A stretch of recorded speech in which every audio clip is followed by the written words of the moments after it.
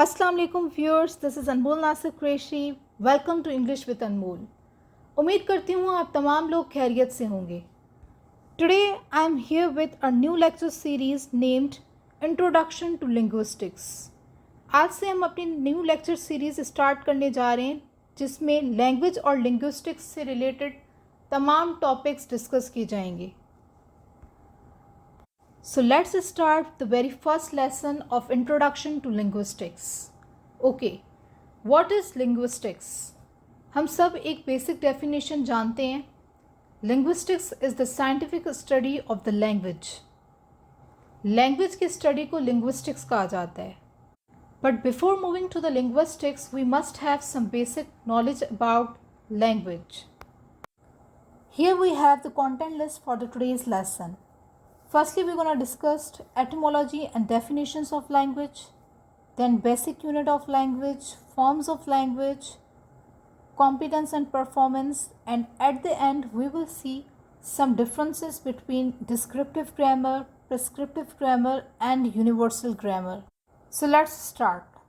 If we talk about the etymology of the language, then the word language has been derived from the Latin word lingua. That means tongue. हम ये कह सकते हैं language मतलब ज़बान। Sounds produced with टंग, वो तमाम आवाज़ें जो कि हमारी ज़बान की मदद से प्रोड्यूस की जाती हैं उसको लैंग्वेज कंसिडर किया जाता है। Now here you need to understand the concept that all sounds are not considered as language. हर आवाज़ को हम लोग लैंग्वेज कंसिडर नहीं कर सकते। अब यहाँ पर सवाल ये बनता है कि हम फिर किस तरह से डिफ्रेंशिएट करें कि कौन से साउंड्स हैं जिनको हम लैंग्वेज कंसीडर कर सकते हैं और कौन से ऐसे साउंड्स हैं जो कि लैंग्वेज का हिस्सा नहीं है। So here's the answer for this question. Now listen, all sounds are not considered as language. हम लोग ऐसे तो कह रहे हैं कि हर साउंड को हम लैंग्वेज कंसीडर नहीं कर सकते। क्यों? Because they are involuntary responses to the stimuli. Note this thing, the voluntary sounds that are produced with the tongue, वो सब साउंड्स जो कि हम लोग वॉलंटियरली प्रोड्यूस करते हैं उनको हम लोग लैंग्वेज कंसीडर करेंगे। Now let's look upon some definitions of language. A set of arbitrary vocal samples through which an individual operates, expresses and communicates in a society. अब आर्बिट्रेरी किसे कहते हैं? आर्बिट्रेरी का मतलब है रैंडम चॉइस ऑफ वर्ड्स। जब एक इंसान बात करता है तो वो अपनी मर्ज़ी के मुताबिक अल्फाज को चुनता है ताकि वो एक्सप्रेस कर सके अपनी इमोशंस, आइडियाज़, थॉट्स और फीलिंग्स को। लैंग्वेज कम्युनिकेशन के लिए इस्तेमाल की जाती है और ये एक सोसाइटी का पार्ट है।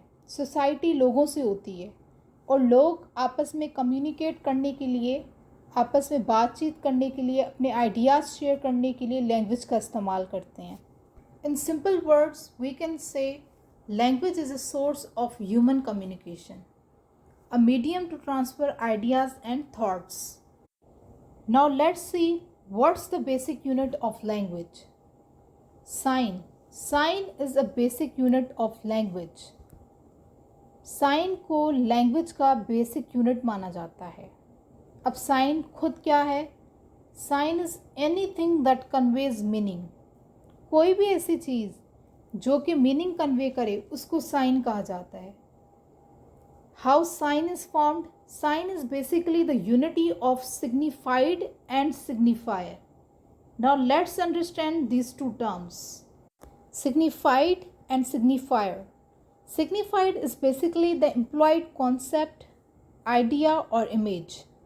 सिग्निफाइड बेसिकली हमारा मेंटल कॉन्सेप्ट होता है, आइडिया होता है, where signifier is the sound associated with the image. Signifier कोई भी ऐसा साउंड जो कि उस इमेज के साथ एसोसिएट किया जाता है उसको कहा जाता है सिग्निफायर। सिग्निफाइड और सिग्निफायर हमेशा कॉम्बिनेशन में ही काम करते हैं, ये अकेले में कोई भी मीनिंग नहीं दे सकते। अब साइन को हम लोग कुछ एग्जाम्पल्स के थ्रू समझने की कोशिश करते हैं। यहाँ पर आपको एक ब्राउन क्रॉस दिख रहा होगा टी शेप में। अब यहाँ पर सिग्निफायर क्या है? हमारे पास ब्राउन क्रॉस सिग्निफायर है। और जो सिंबलाइज कर रहा है कि ये एक रिलीजन है, क्रिश्चियनिटी को सिंबलाइज कर रहा है, वो हमारे पास है सिग्निफाइड। अब ब्राउन क्रॉस और ये सिंबलाइजेशन जो है क्रिश्चियनिटी या रिलीजन, ये दोनों चीज़ें मिला के एक साइन क्रिएट कर रही हैं, एक मीनिंग क्रिएट कर रही हैं। In the same way you can see red heart. अब ये किस तरह से है, यहाँ पर हमारे पास सिग्निफायर है रेड हार्ट। ये क्या सिग्निफाई कर रहा है, it's a symbol of love and affection. ठीक है, तो ये एक साइन बन गया, ये कोई ना कोई मीनिंग कन्वे कर रहा है। Now let's discuss our next topic, forms of language. People transfer their knowledge by some form of language. जब लोग आपस में एक दूसरे के साथ नॉलेज शेयर करते हैं तो वो कोई ना कोई लैंग्वेज की फॉर्म यूज़ करते हैं। हमारे पास लैंग्वेज की 3 फॉर्म्स हैं। Number 1, sign language. Sign language क्या है, पिक्चर लैंग्वेज है।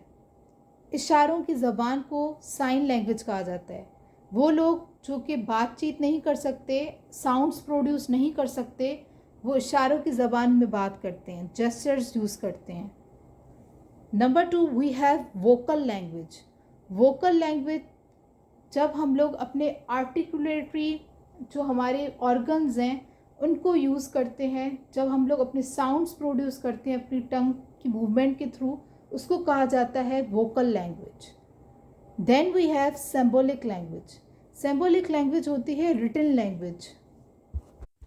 Now let's understand the concept of competence and performance.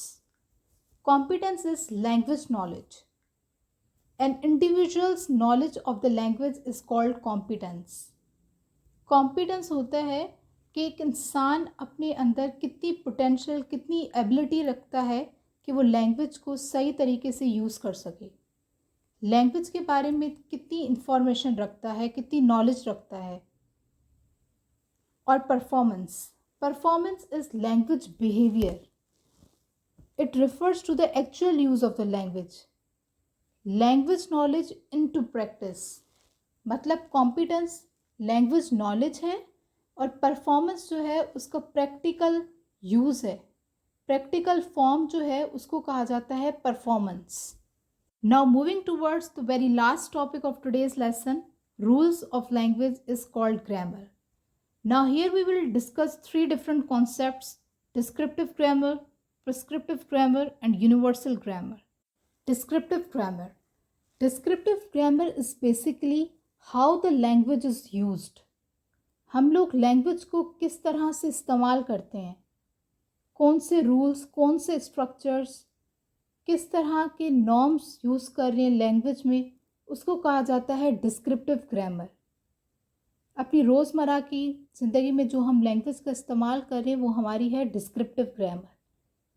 Whereas prescriptive grammar is how the language should be used.